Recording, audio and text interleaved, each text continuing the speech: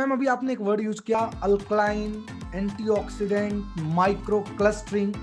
ये वर्ड हम लोग ना, अब चूंकि क्या है ना, ये तीनों प्रॉपर्टी है पानी की, तो ऑब्वियस सी बात है हमको लोगों को शेयर करना होता है। तो आज हम आपसे जानना चाहेंगे कि एज ए हेल्थ एक्सपर्ट कि ये वास्तव में ये तीनों चीजें क्या हैं।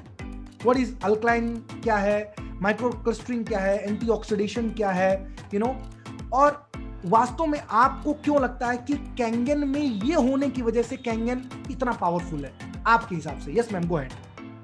Yes, so should I share my presentation, क्योंकि मैं उसमें अगर फोटोज के साथ दिखाऊं तो लोगों को काफी अंदाज मिलेगा। Please please please ma'am, back end team शायद आप मैडम को वो कर सकते हो उसके लिए। या please ma'am, you can now share it. और कितना मेरे पास वो समय है तो उस हिसाब से मैं आपको पूरा वो जो है आप मेरे आराम से मैम ये टॉपिक दिस लाइक 10-15 मिनट, आप 20 मिनट आप आराम से इसको एक्सप्लेन करो। Okay, done done. आराम तो से, मुझे सिर्फ स्क्रीन शेयरिंग का अलाउ कीजिएगा। Back end team please check it out. Very interesting topic मेरे दोस्तों। आप लोग पेन पेपर लेके बैठना, एक एक वर्ड की हेडिंग डालना और इसको समझना, बिकॉज ये तीनों प्रॉपर्टी हैं जिसके ऊपर हम यस, सो अगर हम कैंगन वाटर की पहला डिफरेंस है ना, एंटीऑक्सीडेंट। पहले तो मुझे ये बताइए कितने लोगों को पता है कि एक्चुअली एंटीऑक्सीडेंट क्या होता है, एग्जैक्टली क्या होता है और इतना इसका पावर क्या है। ओके, कुछ लोग हाथ ऊपर कर रहे हैं। कम से कम 500 बार तो बोल चुके होंगे अपने मुंह से।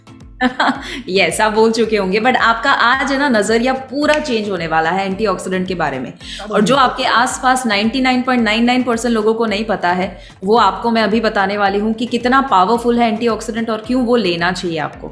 अब मुझे ये बताइए, यहाँ पर जो आपको दिख रहा है कि दो फोटोग्राफ्स है, दो तरह के, लेफ्ट साइड और राइट साइड, जिसमें आपको चेयर, बिल्डिंग वगैरह दिखेगा लेफ्ट साइड, और राइट साइड जो है उसमें आपको फोन और वगैरह कार जो है वो दिखेगा। द बेसिक डिफरेंस इज कि वो भी लेफ्ट साइड वाली चीजें हैं, वो सारी डेड चीजें हैं, और राइट साइड वाली लिविंग चीजें हैं, यानी कि जिंदा। उसे चलाने के लिए आपको कुछ देना पड़ेगा, राइट? एक बार बिल्डिंग बन गई उसके बाद उसे चलाने के लिए कुछ देने की जरूरत नहीं है। एक दरवाजा बन गया उसके बाद उसे चलाने के लिए कुछ नहीं चाहिए। बट हाँ, मोबाइल को, गाड़ी को, इंसानों को कुछ ना कुछ चाहिए ताकि वो जिंदा रह सके। अब जो लिविंग चीजें हैं उनको चलाने के लिए एनर्जी, इलेक्ट्रिसिटी या पावर चाहिए। सिंपल सा लॉजिक है। Yes ma'am. अब दो तरह की लिविंग चीजें होती है, जैसे कि मूविंग, यानी कि जो मूव कर सकती है, पोर्टेबल है, मोबाइल है, लैपटॉप है, और नॉन मूविंग यानी कि जो वायर्ड है, जैसे कि पर्सनल कंप्यूटर, टीवी वगैरह। अब जो मूविंग है उसे हमें बैटरी या तो वायरलेस सिस्टम देना पड़ेगा जिससे उसे बैटरी या एनर्जी मिल सके, और जो नॉन मूविंग है उसे वायर देना पड़ेगा जहां से उसे इलेक्ट्रिसिटी मिले। अब ह्यूमंस, मुझे बताइए क्या है, क्या वो पोर्टेबल है या नॉन पोर्टेबल या नॉन मूविंग है? It is portable, right? हम मूव कर सकते हैं, हम कोई एक जगह पर ही नहीं है जहां पर एक वायर लगा है और इलेक्ट्रिसिटी मिल रही है। So because we are a portable system, हमारे अंदर भी एक बैटरी सिस्टम है, और जहां पर भी बैटरी शब्द आता है तब दूसरा शब्द आता है, दैट इज वोल्टेज। वोल्टेज का मतलब होता है कुछ ऐसा जो आपको एनर्जी दे। जैसे मोबाइल में बैटरी लगी हुई होती है जिसकी वजह से वो चलता है और रेगुलरली उससे रिचार्ज करना पड़ता है। सिमिलरली हमारा शरीर भी बैटरी सिस्टम पर काम करता है। अब सवाल है कि वो वोल्टेज कौन जनरेट करता है? बैटरी क्या है शरीर का? तो जैसे मोबाइल की बैटरी होती है वैसे शरीर का बैटरी है सेल। क्योंकि अगर आप माइक्रोस्कोपिक लेवल पर देखें अपने हाथ को तो वैसे आपका हाथ दिखता है, बट माइक्रोस्कोपिक लेवल पर तो आपको वाइब्रेटिंग एनर्जी दिखेगी। बेसिकली अगर शरीर को खोला जाए तो अंदर कुछ नहीं है, वो है millions and trillions of cells. इतने सारे सेल्स, करोड़ों में सेल्स यानी कि कोश अवेलेबल है। अब ये जो कोश है वो एनर्जी जनरेट करते हैं, बैटरी है वो, बट वो मेजर कर सकते हैं हम वोल्टेज में। वोल्टेज को मेजर करने के लिए, जैसे आप पानी को मेजर करते हैं तो ml में करेंगे, लीटर में करेंगे, वजन को मेजर करेंगे तो किलो में करेंगे, वैसे बैटरी को, एनर्जी को मेजर कर सकते हैं मिलीवॉट्स में, जिसे हम MV कहते हैं, मिलीवॉट्स। अब ये शब्द है ना सबको पता होना चाहिए, MV यानी मिलीवॉट्स, बहुत ही सिंपल सा शब्द है। सो वोल्टेज मतलब मिलीवॉट्स। अब आपके सेल अगर हेल्दी है तो उसका वोल्टेज -20 से -25 मिलीवॉट्स के बीच में रहेगा, -20 to -25 मिलीवॉट्स। अगर वो मिलीवॉट्स कम हो जाए और प्लस में चले जाए, दैट मीन्स बीमारी आने की संभावना बढ़ जाती है। और दूसरा, हमारे बॉडी का सेल का pH 7.35 टू 7.45 के बीच में रहने के लिए बना है। अगर कोई इंसान को आप वाइब्रेटिंग, एनर्जेटिक, हेल्दी तरीके से देखते हैं, इसका मतलब है उसका सेल का पीएच स्लाइटली अल्कलाइन होता है। अब उसे मैं थोड़ा, इसका है ना फोटो निकाल देना, अगर आपको नहीं पता है तो इसका मतलब इसका रट्टा मान लीजिए। Okay okay, everybody please do that, take the screenshot everybody, सब लोग इसका स्क्रीनशॉट ले लीजिए एक बार। So cell voltage -20 to -25 average रहना चाहिए मिलीवोल्ट्स के बीच में, और सेल का पीएच 7.35 टू 7.45। अब यहाँ पर देखिए, जब हम जन्म लेते हैं ना, तब हमारा सेल का पीएच करीबन 7.60 के आसपास रहता है, यानी कि नॉर्मल से ज़्यादा अल्कलाइन। इसीलिए आप देखते हैं कि उन बच्चों का सेल वोल्टेज क्योंकि -35 है, हाई है सेल वोल्टेज, उसकी वजह से उनके बच्चों के अंदर एनर्जी हाई रहती है या लो? हाई रहती है। हाई रहती है। जब एक बुजुर्ग इंसान को देखेंगे आप, तो उनके अंदर की एनर्जी हाई रहती है या लो? ज़्यादातर लो रहती है। क्यों? क्योंकि सेल के वोल्टेज डाउन हो चुके हैं। हम जैसे जैसे एडल्टहुड में जाते हैं, और अगर कोई हेल्दी एडल्ट है तो उसका सेल का वोल्टेज -25 के आसपास रहता है। बट जब हम थक जाते हैं ना, तब हमारे सेल के वोल्टेज डाउन हो जाते हैं। जैसे जब आपकी बैटरी थोड़ी सी मोबाइल की डाउन हो जाती है, तो वो थोड़ा सा फंक्शनिंग में आपको प्रॉब्लम करेगा। डिस्प्ले जो है उसका ब्राइटनेस कम कर देगा, आपको पूछेगा कि पावर सेविंग मोड में चला जाऊँ या नहीं। सिमिलरली हमारा बॉडी भी जब थक जाता है -15 के आसपास, और जब बीमार हो जाता है तब -10 के करीब पहुंच जाता है। और अब मुझे ये बताइए कि -10 से भी कम होगा तो क्या होगा? What do you think? You will attract chronic problems in your body. But वो कैसे हम सेल का वोल्टेज कम करते हैं? सेल का वोल्टेज हम कम करते हैं, नंबर 1, जब हम सोते नहीं हैं। इरेगुलर स्लीप क्वालिटी, अगर हम 7-8 घंटे की एवरेज स्लीप नहीं लेते हैं, और ज़रूरी नहीं 7-8 घंटे क्वांटिटी होना चाहिए, अच्छी नींद आनी चाहिए उस समय में। आप 5 घंटे नींद लो बट आपको ऐसा लगे कि यार सुबह उठ के फ्रेश लगता है, then it is a good sleep. या रॉन्ग ईटिंग हैबिट्स, गलत खाना खाना, बैठे रहना, सिगरेट, शराब या कोई भी किस्म के एडिक्शंस होना, स्ट्रेस होना, पोल्यूशन और मेडिकेशन, ये सारी चीज़ें हैं जिससे सेल के वोल्टेज डाउन होते हैं। इसीलिए आप देखेंगे कोई भी इंसान अगर बीमारी है और दवाई ले रहे हैं, तो हमेशा याद रखिएगा, अगर सबसे बेस्ट सर्विस आप उनकी कर सकते हैं तो वो है उनकी दवाइयाँ बंद करना या कम करना, क्योंकि वो दवाइयाँ उनको और ज़्यादा बीमार बनाएगी अगर लॉन्ग टर्म लिया तो। हाँ, शॉर्ट टर्म डॉक्टर्स हमेशा है ना आपको ट्रीटमेंट दे सकते हैं, क्योर नहीं दे सकते, राइट? सो यहाँ पर काफ़ी सारे डॉक्टर हैं, वो भी अग्री करेंगे कि हमेशा वो भी सलाह देते हैं कि देखो लाइफस्टाइल में तो चेंज लाना ही पड़ेगा, अदरवाइज ये दवाइयाँ it is not the end, otherwise आपको ज़िंदगी भर उसे लेना ही पड़ेगा। So these are the reasons क्यों हम अपने सेल के वोल्टेज डाउन कर देते हैं। अब एक हद से कम हो जाए अगर हमारे सेल के वोल्टेज, तो +30 तक पहुंच जाता है, तो इतनी कंडीशन खराब हो जाती है कि कैंसर होने की संभावना होती है। यानी कि जब हम +5, +10 के आसपास होते हैं तो diabetes, hypertension, obesity, thyroid, PCOD, ये सारी चीज़ें होने की संभावना है, या कोई भी किस्म के हेल्थ चैलेंज। अब अगर +30 यानी कैंसर, इसका मतलब क्या हुआ कि जब लो वोल्टेज हो जाता है तब बीमारी आती है, और अगर किसी को बीमारी है दैट मीन्स उसका बॉडी जो है वो लो वोल्टेज पे काम कर रहा है। कितने लोगों को इतना समझ में आया? ये मैं बहुत ज्यादा कॉम्प्लिकेटेड नहीं बता रही, बहुत ही आसान बता रही हूँ, राइट? सिंपल लैंग्वेज में, बहुत सिंपल लैंग्वेज में। सो टू मेक इट सिंपल, कितने लोगों को क्लैरिटी मिली इस टॉपिक के ऊपर? एंटीऑक्सीडेशन की चैट बॉक्स में CLR टाइप करो, CLR टाइप कर दो चैट बॉक्स में। कितने लोगों को क्लैरिटी मिल गई है कि वोल्टेज, सेल्स, इन तमाम सारी चीजों को रिलेटेड, एंटीऑक्सीडेंट से related? Yes ma'am, thank you ma'am.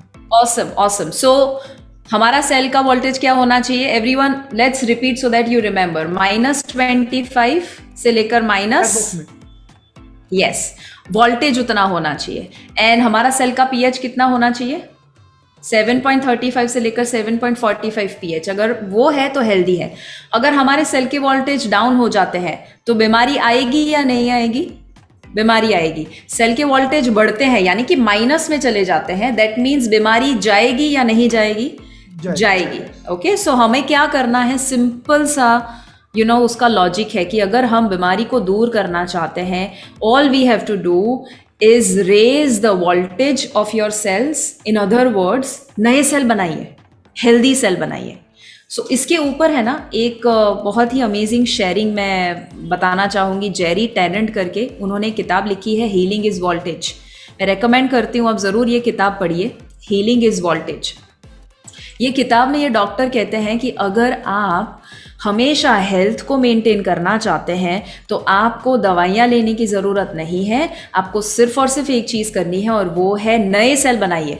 और नए सेल बनाने के लिए मैंने यहाँ पर रेड में लिखा है, आपको कितना वोल्टेज चाहिए?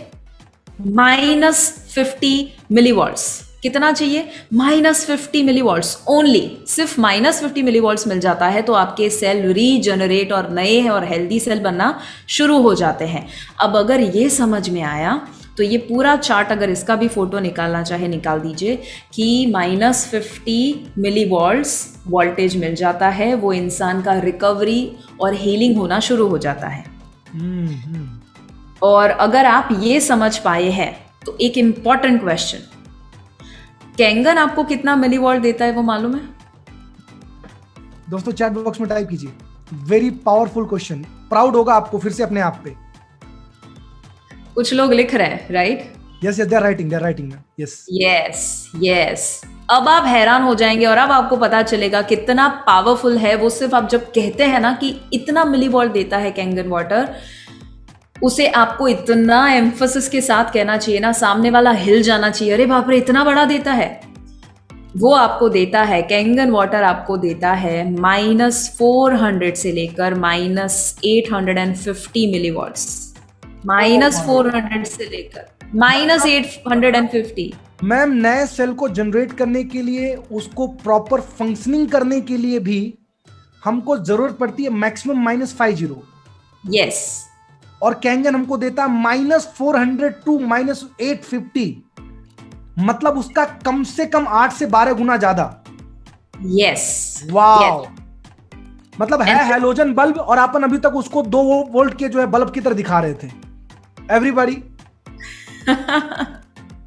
आपको पता है, आप ये सारी चीजें अगर आप जेरी टेनेंट को बताओ या ऐसे लोगों को बताओ जिनको सही में पता है कि सेल्यूलर लेवल पर अपने बॉडी को चेंज कैसे करना, वो हैरान हो जाते हैं। और इसीलिए यहाँ पर मैं नाम तो नहीं दूंगी, बट आपको पता है कि कितने ऐसे सेलिब्रिटीज हैं और कितने ऐसे हेल्थ एंथुजियास्टिक लोग हैं, कितने ऐसे डॉक्टर हैं जो कैंगन को प्रमोट करते हैं। हाँ, यस। और वो ऐसे डॉक्टर हैं जो सही में पेशेंट की हेल्थ सही में अच्छी करना चाहते हैं। डॉक्टर हिरोमी शिन्या का आप जानते हैं, right? One of the greatest doctors that the world has ever seen.